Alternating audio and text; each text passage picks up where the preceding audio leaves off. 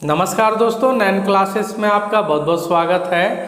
तो इस वीडियो में आज हम लोग देखेंगे ग्रेविटेशन से जुड़ा हुआ न्यूमेरिकल, गुरुत्वाकर्षण बल से जुड़ा हुआ न्यूमेरिकल। तो ग्रेविटेशन से पॉलिटेक्निक का एग्जाम में हर साल क्वेश्चन आता है। तो चलिए हम लोग वीडियो को स्टार्ट करते हैं। सबसे पहला चीज़ तो डायरेक्ट वैल्यू भी पूछ देता, बड़ा जी का वैल्यू बताइए। इसको बोलते हैं हम लोग यूनिवर्सल ग्रेविटेशनल कांस्टेंट, है ना। तो ये इसका वैल्यू, बड़ा जी का वैल्यू कभी चेंज नहीं होता है। तो बड़ा जी देगा, इसका वैल्यू पूछ देता है।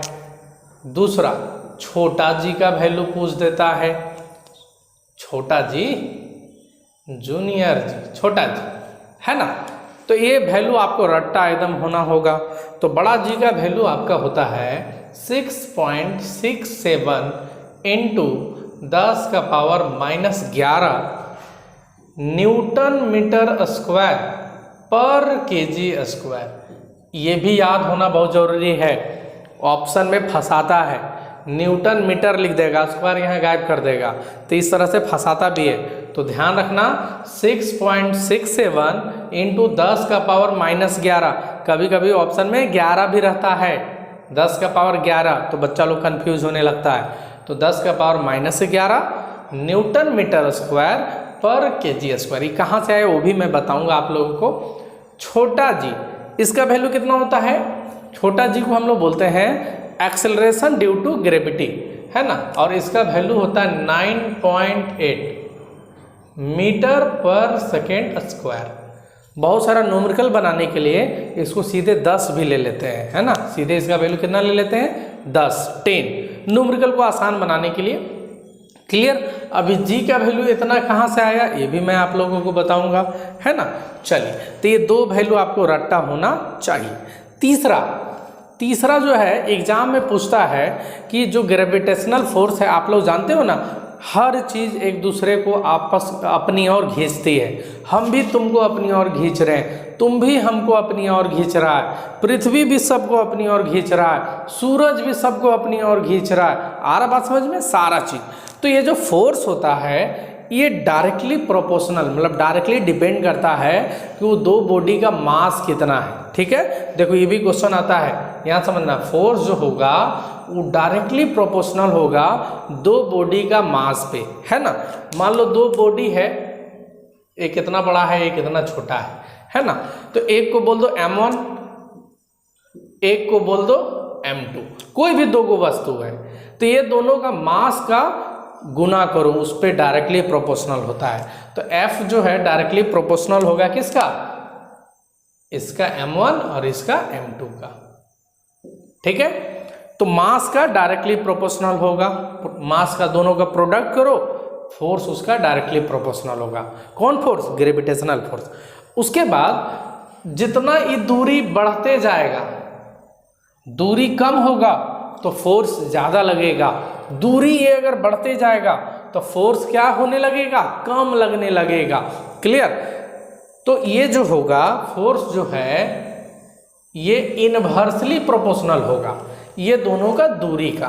तो ये दोनों का दूरी अगर d बोलते हो, मान लो डिस्टेंस मानते हो d, तो उसका स्क्वायर का होगा, हमेशा दूरी का स्क्वायर, डिस्टेंस का स्क्वायर। अगर तुम ये दोनों का दूरी को r मानते हो, क्या मानते हो? r, तो यहाँ लिखना r का स्क्वायर। ठीक है, r का मतलब यहाँ रेडियस नहीं समझना है, डिस्टेंस ही समझना है। क्लियर? तो बहुत सारे लोग इस पर कंफ्यूजन होते रहते हैं। अब देखो, फोर्स जो है ये डायरेक्टली प्रोपोर्शनल है मास का, और फोर्स जो है इनवर्सली प्रोपोर्शनल है उसके स्क्वायर का, डिस्टेंस का स्क्वायर का। फोर्स इनवर्सली प्रोपोर्शनल है डिस्टेंस के स्क्वायर का। 1/, है यानी इनवर्सली, मतलब इस ये अगर बढ़ेगा तो ये घटेगा, अगर दूरी बढ़ेगा तो फोर्स घटेगा, दूरी घटेगा तो फोर्स बढ़ेगा। ठीक है, इनडायरेक्ट इनवर्सली में यही होता है ना। चलो, अब ये दोनों को कंबाइन करो तो बाबू चिपका दो, तो क्या बनेगा? ये दोनों को हम चिपका दिए, डायरेक्टली प्रोपोर्शनल। m1 m2 ऊपर, m1 m2 ऊपर, और ये जो डिस्टेंस का स्क्वायर कहाँ आ गया? नीचे। तो यही आपका एक तरह से ये भी आपका एग्जाम में दे सकता है ना। अब बोलोगे सर ये डायरेक्टली प्रोपोर्शनल का सिंबल हटाने के लिए कोई ना कोई तो कांस्टेंट देना होगा, तो यही डायरेक्टली प्रोपोर्शनल को हम लोग हटाकर बराबर कर देते हैं, तो कोई ना कोई कांस्टेंट देना होगा, तो यहाँ देते हैं बड़ा जी। ठीक है, ये बड़ा जी का वैल्यू कभी चेंज नहीं होगा, इसका वैल्यू है 6.67 इंटू 10 का पावर -11। अब ये यूनिट कहाँ से आया ये समझो, ये यूनिट कहाँ से आया। जी बराबर क्या निकालोगे, जी बराबर करो तो जी बराबर क्या निकालोगे, जी बराबर तो ये बाई में 1 करो तो जी m1 m2 1 से गुना, तो जी m1 m2 और f किससे गुना, r स्क्वायर से, fr²। ठीक है, हमको g का वैल्यू निकालना है, तो ये m1 m2 कहाँ चल जाएगा, नीचे चला जाएगा, भेज देते हैं नीचे m1 m2। ठीक है, g बराबर देखो तो बाबू फोर्स का ऐसा यूनिट क्या होता है बाबू, तो न्यूटन होता है। r का मतलब क्या है बाबू, डिस्टेंस है, तो डिस्टेंस दूरी को क्या चीज में नापते हैं, मीटर में, तो ये मीटर का क्या करना होगा, स्क्वायर, क्योंकि r का स्क्वायर है, मीटर का स्क्वायर बाई में m1, तो m1 मतलब इसका मास का ऐसे यूनिट होता है kg, तो ये मास kg, ये भी मास है तो एक और kg यानी kg का स्क्वायर, तो क्या आ गया g का न्यूटन मीटर स्क्वायर पर kg स्क्वायर। तो इसको बाई ऐसे ना लिख के हम लोग ऐसे लिख देते हैं kg स्क्वायर, तो इसका मतलब भी तो बाई ही है, क्लियर। कभी कभी ऐसे भी लिख देते हैं, ऐसे भी लिखते हैं, डरना नहीं, kg -2 लिख देते हैं, नीचे वाला पावर 2 ऊपर गया तो -2, तो kg -2 लिखे तो भी सही, और ये -2 न लिखे अगर ऐसे करके 2 लिखे तो भी सही है, क्लियर, समझ में आ रहा। चलो अब तुम बोलोगे सर ये 9.8 g का वैल्यू कहाँ से आया, छोटा g का वैल्यू, तो छोटा g है एक्सेलरेशन ड्यू टू ग्रेविटी, पृथ्वी का ग्रेविटी का वैल्यू है। ये छोटा g का जो वैल्यू 9.8 ये किसके लिए है, ये पृथ्वी के लिए। अब ये कहाँ से आया ये समझो, ये फॉर्मूला बाबू पूरे संसार पे लागू है, दुनिया में जहाँ चले जाओ यही फॉर्मूला लागू है, F बराबर G m1 m2 by r square, पूरे दुनिया पे लागू है। अब देखो पृथ्वी पर कैसे 9.8 आया ये समझो, ठीक है, एकदम इजी वे में समझते हैं, उसके बाद न्यूमेरिकल एकदम सीखेंगे लाइन से। तो यहाँ पर 2 वैल्यू हम लोग सीखे हैं और तीसरा फॉर्मूला सीखे हैं, F बराबर G m1 m2 by r square, बहुत लोग d का स्क्वायर भी लिखते हैं। अब यहाँ पर एक चीज़ समझो बाबू, हमको निकालना है कि पृथ्वी हम लोग पे कितना ताकत लगा रही है, पृथ्वी है ना, तो एक पृथ्वी का बना ले रहे फोटो, ठीक है। हम लोग यहाँ पर हैं, समझ लो कि ये है राज सर, है ना, राज सर, तो हम लोग तो भाई पृथ्वी का सरफेस पे ही है ना। चलो पृथ्वी अपना ताकत कहाँ से लगाता है बाबू, सेंटर से, तो ये जो दूरी होगा इसी को बोल दो रेडियस, आर, रेडियस नहीं डिस्टेंस, लेकिन ये पृथ्वी गोल है इसलिए रेडियस बोल दे रहे हैं, ठीक है। तो ये हो गया पृथ्वी का रेडियस। अब हम निकालना चाह रहे हैं और मेरा मास होगा पृथ्वी का मास, ये पूरा पृथ्वी का मास मान लिए m1 और मेरा मास मान लिए m2, तो मेरा भी मास पता चल गया, पृथ्वी का मास भी, और ये दूरी भी पता है मेरा r।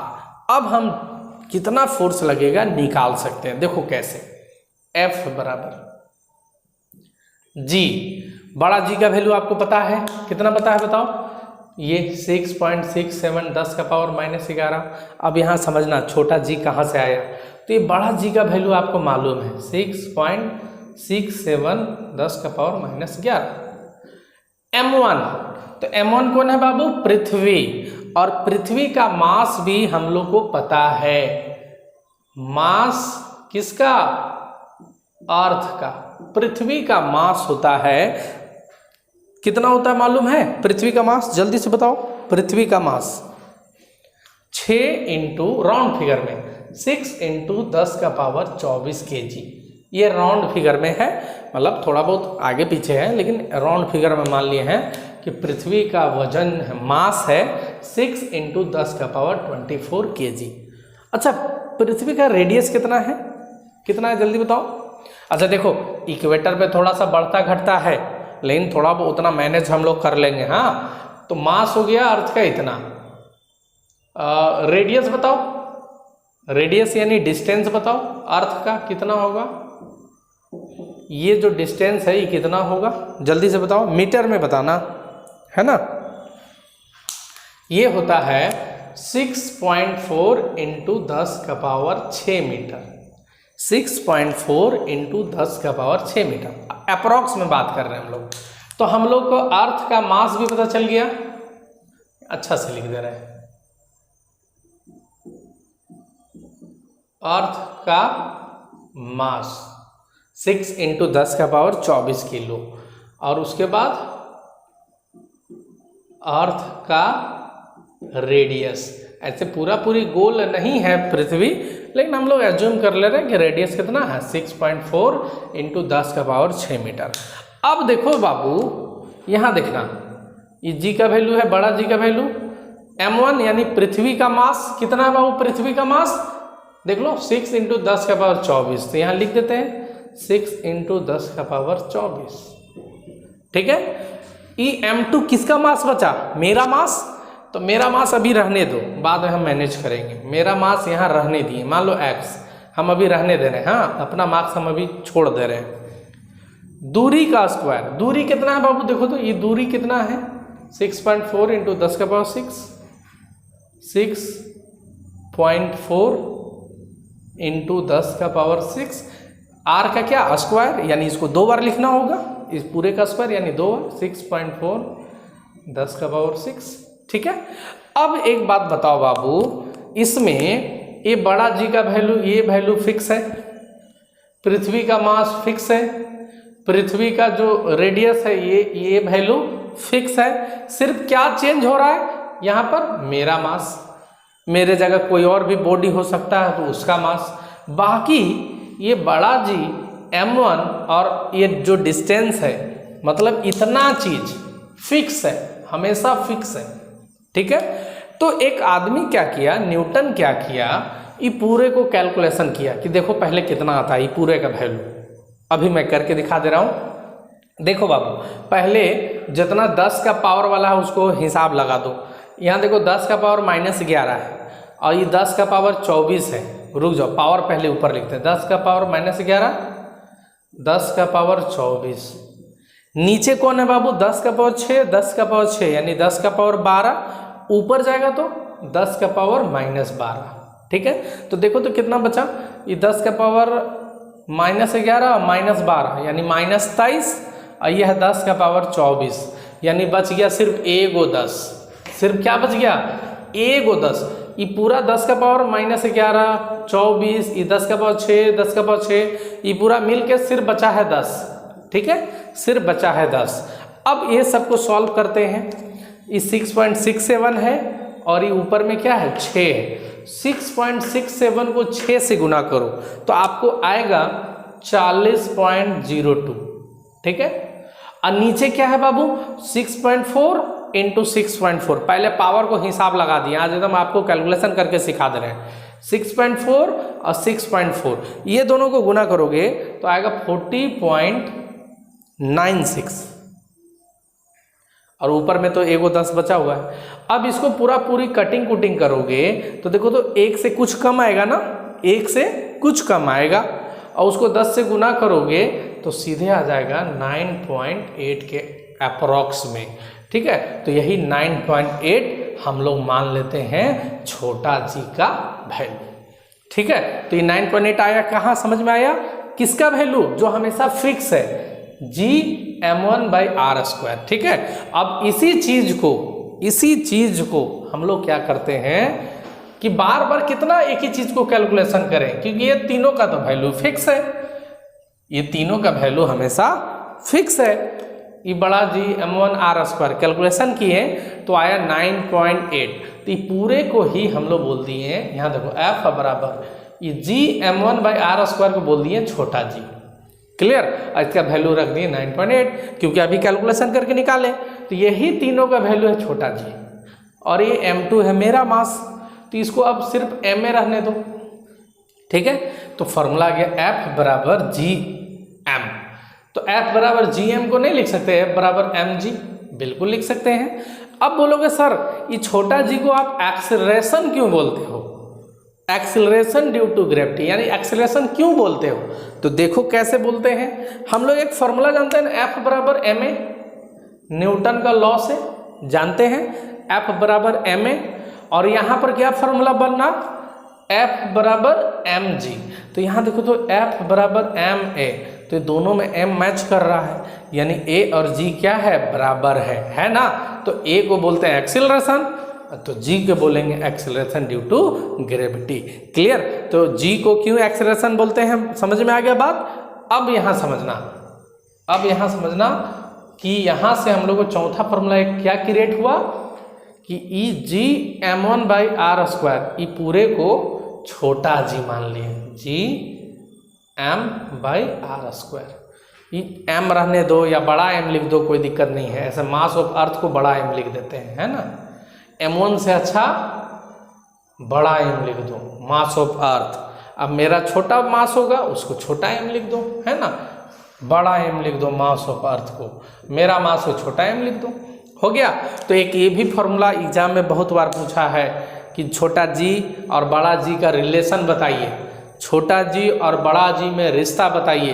तो छोटा जी बराबर Gm बाई आर स्क्वायर, कोई दिक्कत है। ये चौथा फॉर्मूला हम लोग पास आ गया।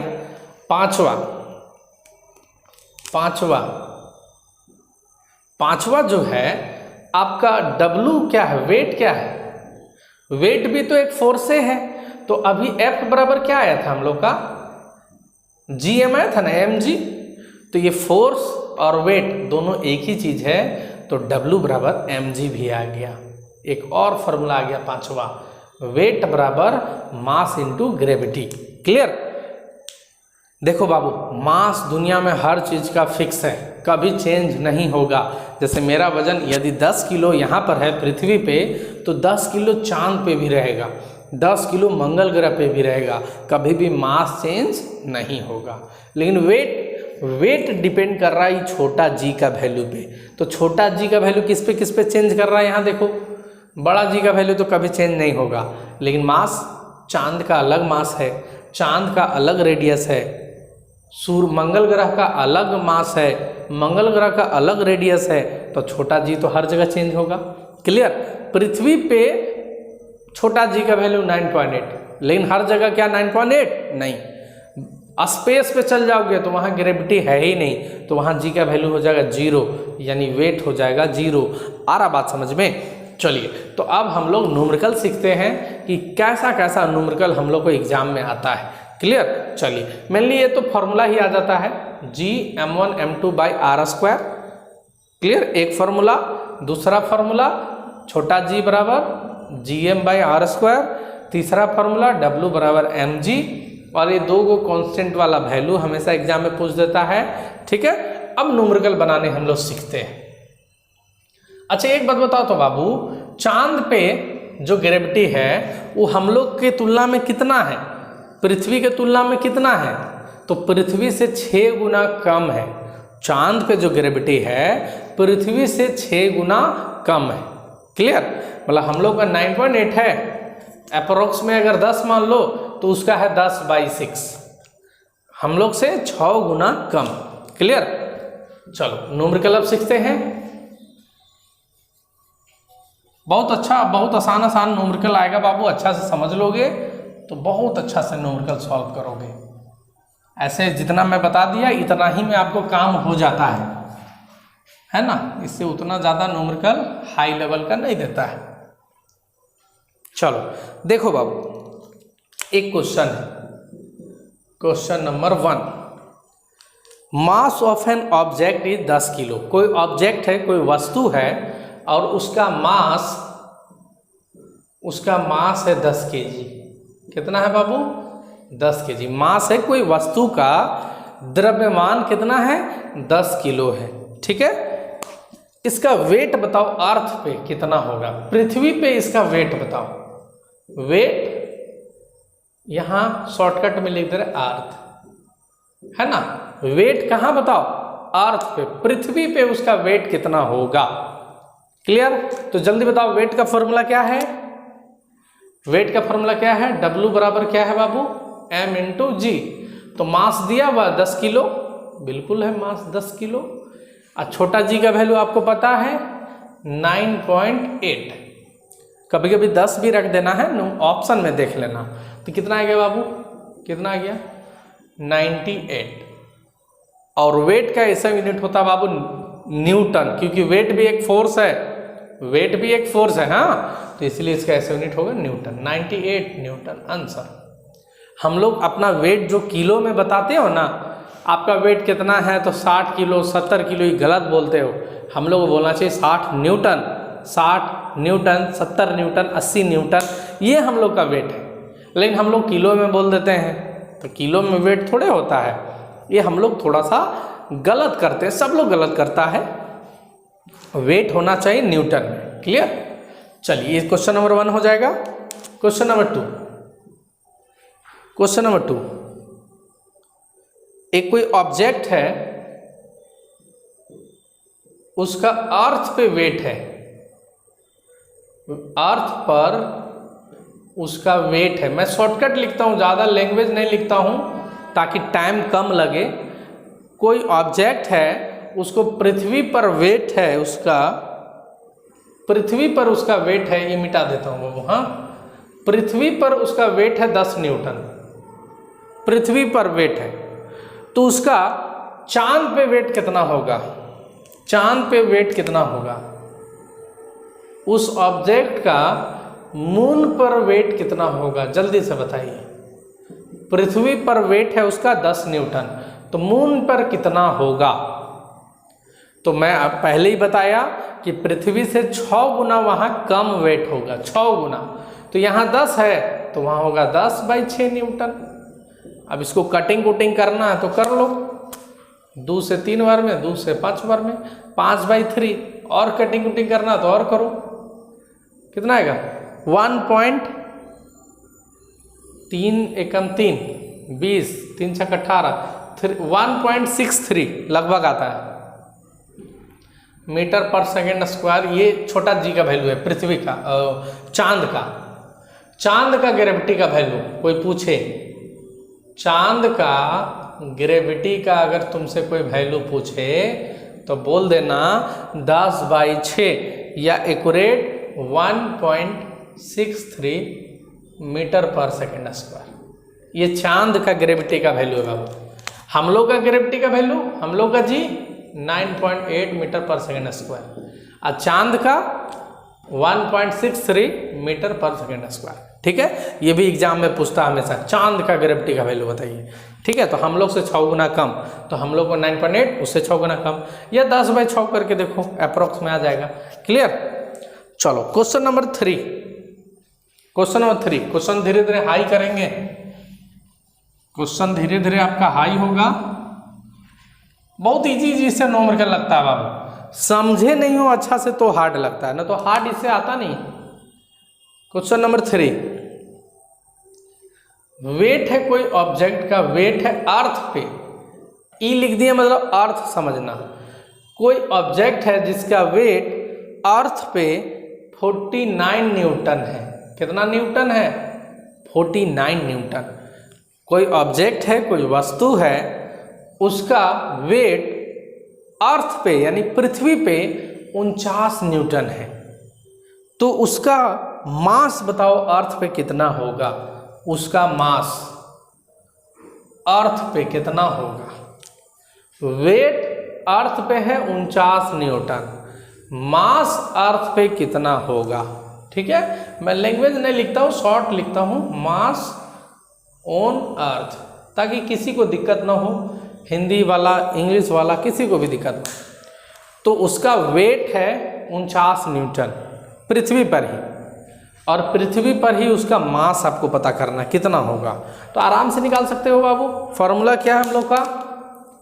W = m/g। आपको वेट दिया हुआ है 49 न्यूटन, तो वेट की जगह लिख दो 49।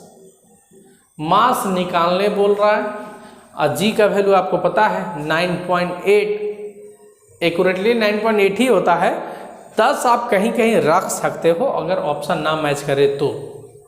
तो देखो तो बाबू m बराबर ई 9.8 गुना वाला कहाँ चला जाएगा, यहाँ भागा में जाएगा, 49/9.8 है ना। तो देखो तो बाबू किससे कटेगा, 7 से कटेगा, 7 एकम 7, 28, 7 28, 7 7 49, 7 ये पॉइंट है बाबू, तो पॉइंट हटाओ तो ये जीरो देना होगा, यहाँ 490 हो जाएगा, यानी 70। 7 से 10 बार में, 7 से 2 बार में, 2 से 5 बार में, यानी कितना आ गया m, 5 आ गया बाबू। अब मास का ऐसे unit kg, 5 kg answer. Clear. अरे कटिंग कुटिंग करना था, कुछ नहीं था, कुछ नहीं था। 49 को 9.8 से खाली भागा दे देना था, बस 5 किलो आंसर। क्लियर है। चलिए question number 4, question number 4। Question धीरे धीरे हाई हो रहा बाबू। वेट है, कोई ऑब्जेक्ट का वेट है कहाँ, ई यानी अर्थ पे 600 न्यूटन। कितना न्यूटन, 600 न्यूटन। कोई ऑब्जेक्ट है उसका वेट अर्थ पे कितना है, 600 न्यूटन। तो मास बताओ उसका अर्थ पे कितना होगा, पहला सवाल। दूसरा है उसका वेट, वही ऑब्जेक्ट का वेट मून पे है 100 न्यूटन। कितना न्यूटन, 100 न्यूटन। तो उसका मास मून पे कितना होगा। ठीक है, 2 सवाल एक तरह से है, फिर से समझो इसको हिंदी में। कोई वस्तु है, उसका वेट, उसका भार पृथ्वी पे 600 न्यूटन है, तो पृथ्वी पे ही उसका मास कितना होगा, ये है पहला क्वेश्चन। दूसरा क्वेश्चन है कि वही ऑब्जेक्ट का चंद्रमा पे मास जो है, सॉरी वेट, ये W है यानी वेट, चंद्रमा पे वेट है 100 न्यूटन, तो चंद्रमा पे उसका मास कितना होगा। क्लियर। मतलब मास एक बार अर्थ पे भी पूछ रहा है और मास एक बार मून पे भी पूछ रहा है, सेम ऑब्जेक्ट का। चलो कैसे बनाते हैं जल्दी से देखो। W बराबर क्या है फॉर्मूला बाबू, m×g। पहले पृथ्वी पर बनाते हैं, तो वेट कितना है बाबू, 600, तो वेट की जगह लिख दो 600। हमको निकालना है मास, तो ये g तो भागा में जाएगा, तो ये g का वैल्यू यहाँ लगभग राउंड फिगर में माना है तो 10 मान लो, g का वैल्यू 10 मान लो, 10 से भागा दे दो। कितना आया बाबू, कितना आया। और ये दूसरा क्वेश्चन है बाबू, 5वां नंबर क्वेश्चन है। हाँ, 4था नंबर क्वेश्चन हम लोग बना रहे थे, तो 4था नंबर क्वेश्चन कितना है बाबू, 60। कितना आया, 60 kg। ठीक है, पृथ्वी पे वेट था 600 न्यूटन, तो पृथ्वी पे मास कितना आया, 60 kg, 10 गुना लगभग कम। 9.8 से भी तुम भागा दे सकते थे। चलो अब जो है इसको सेम क्वेश्चन भी मान सकते हो, अलग क्वेश्चन भी मान सकते हो। वेट है मून पे कितना, 100 न्यूटन, और मास हमको मून पे निकालना है। ठीक है, तो देखो अगर ये सेम बॉडी है, अगर ये सेम बॉडी है तो 600 का 100 है, यानी 6 गुना कम तो है, लेकिन आपको पता है मास में कोई चेंजिंग नहीं होता है। मास यदि 60 kg है अर्थ पे, तो 60 kg ही रहेगा मून पे। ठेठ में समझो, अब इतना भाषण नहीं, भाषण सुनो। अगर 10 kg का कोई ऑब्जेक्ट है पृथ्वी पे, तो चंद्रमा पे ले जाओ, उसका मास 10 kg रहेगा। सूरज पे ले जाओ, उसका मास 10 kg रहेगा। मंगल ग्रह पे ले जाओ, उसका मास 10 kg रहेगा। मास कभी चेंज नहीं होगा, चाहे कहीं भी ले जाओ। क्लियर। लेकिन वेट हर जगह चेंज करेगा। तो वेट बाबू हर जगह, कितना जगह का याद करोगे, तो वेट मेनली हम लोग सीखते हैं चांद का और पृथ्वी का। पृथ्वी से 6 गुना कम वेट होता है चांद पे। तो देखो पृथ्वी पे 600 है, तो चांद पे 6 से भागा दे दिया, 100 न्यूटन है। यानी वो एक तरह से एक ही सवाल भी है और अलग करके भी सीख सकते हो। क्लियर। चलो अब क्वेश्चन थोड़ा और हाई करते हैं।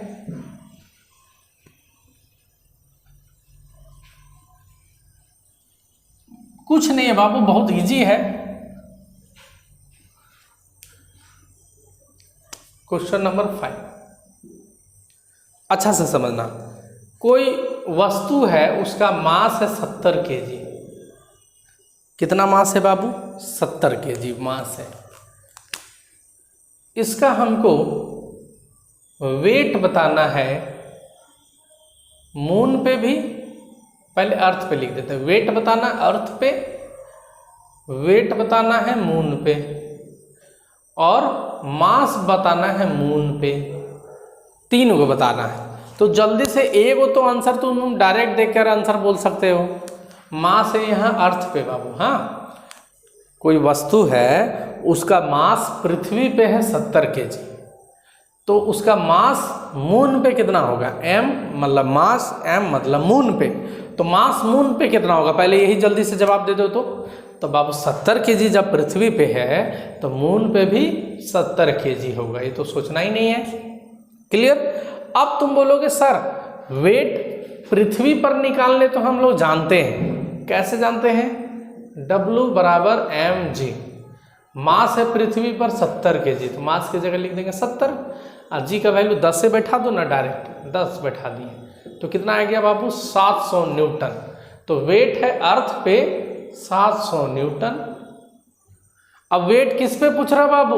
मून पे। तो हमको उतना ज़रूरत नहीं है दिमाग लगाने का। हमको पता है कि जितना वेट होगा पृथ्वी पे उसका 6 गुना कम होगा, मतलब ये 700/6 होगा। क्लियर? अब 6 से इसको कटिंग कोटिंग करो, जो होगा उतना न्यूटन। बात खत्म। क्लियर है? समझ में आ रहा है? नहीं आ रहा है? एक क्वेश्चन जल्दी से मैं दे रहा हूं, बनाओ तो। एक कोई ऑब्जेक्ट है, कोई वस्तु है, क्वेश्चन नंबर 6, कोई वस्तु है, कोई ऑब्जेक्ट है, उसका मास जो है पृथ्वी पर अर्थ पे 20 kg है। कोई ऑब्जेक्ट है, उसका मास अर्थ पे, पृथ्वी पे 20 किलो है, तो उस ऑब्जेक्ट का मास मंगल ग्रह पे कितना होगा? मास कहाँ? मंगल ग्रह पे कितना होगा? मंगल ग्रह पे जल्दी से बताओ आंसर, जल्दी से। अर्थ पे उसका मास है 20 किलो, मंगल ग्रह पे कितना होगा? तो बिल्कुल 20 किलो ही होगा, ज़्यादा दिमाग लगाना नहीं है। क्लियर? आ रहा बात समझ में? अच्छा जल्दी से बताओ, वही ऑब्जेक्ट का मास मून पे कितना होगा? मून पे, चांद पे कितना होगा? तो बहुत लोग रट्टा मार के रखे हैं कि चांद पे 6 गुना कम होता है, तो बोलेगा 20, तो बोलेगा 20/6। अरे भाई मास है 20 किलो, और मास कहीं भी चेंज नहीं होता है। ये बात को आप एकदम कसम खा लो। मास दुनिया में कहीं चले जाओ चेंज नहीं होगा। बहुत लोग कंफ्यूज रहते हैं, मास बोल देता है क्वेश्चन में, वेट बोलेगा तो चेंज होगा। तो मास 20 kg रहेगा मून पे भी। मून पे भी 20 kg, मंगल ग्रह पे भी 20 kg, और पृथ्वी पे भी 20 kg था। क्लियर? यहाँ तक कोई दिक्कत नहीं है? चलो नेक्स्ट सवाल जल्दी से बताना, जल्दी से बताना। कोई बॉडी है, उसका वेट मून पे, वेट मून पे नहीं लिखना, शॉर्टकट ध्यान हो रहा तो पूरा लिख दे रहे हैं। वेट कहाँ? मून पर। कोई बॉडी है, उसका वेट मून पे है 200 न्यूटन। मून पर वेट कितना है बाबू कोई वस्तु का? बोलेगा कोई वस्तु का चांद पे भार 200 न्यूटन है, तो उसी वस्तु का वेट यानी भार पृथ्वी पर कितना होगा? पृथ्वी पर कितना होगा? जल्दी से बताओ। कोई वस्तु है, उसका वेट चांद पर है 200 न्यूटन, तो पृथ्वी पर कितना होगा? ऑप्शन देगा same 200 newton, option B 200/6 newton, cutting उटिंग देगा 100/3 कर देगा, है ना? इसको काटेगा तो सीधे कर देगा 100/3। Option C 1200 newton, option D इनमें से कोई नहीं। जल्दी से बताओ क्या होगा। तो वेट मून पर है 200, तो वेट पृथ्वी पर, तो आपको पता है कि चांद पे पृथ्वी से 6 गुना कम होता है वेट, क्योंकि जी का वैल्यू 6 गुना कम है। तो जब चांद पे 6 गुना कम है तो पृथ्वी पे 6 गुना ज़्यादा होगा। तो यहाँ 200 है तो यहाँ 6 से गुना कर दो, कितना हो जाएगा बाबू? 1200 न्यूटन हो जाएगा। कितना हो जाएगा? 1200 न्यूटन। तो इसका आंसर हो जाएगा 1200 न्यूटन। क्लियर? ऐसा भी क्वेश्चन देता है बाबू। क्लियर? चलो और आगे देखो, और आगे देखो। अब देखना क्वेश्चन को, तू लोग को कंफ्यूज करवाएंगे। क्वेश्चन नंबर 8, कोई वस्तु है, उसका मास कहाँ पर? चांद पर। उसका मास, कोई वस्तु का मास चांद पर 20 kg है, ठीक है? तो उसका वेट पृथ्वी पर कितना होगा? पृथ्वी पर कितना होगा ये आपको बताना है। क्लियर? अब बोलेगा बहुत सारा बच्चा कि सर मास चांद पे दिया हुआ है, अब वेट निकालना पृथ्वी पर, तो वेट का फॉर्मूला क्या है? W बराबर mg। तो वेट निकालना है पृथ्वी पर, तो g का वैल्यू पृथ्वी वाला चाहिए, तो पृथ्वी वाला वेट g का वैल्यू 9.8 पता है। अब मास भी चाहिए पृथ्वी वाला, तो कितना होगा मास? ये तो मास दिया हुआ चांद का, मास पृथ्वी का कितना होगा?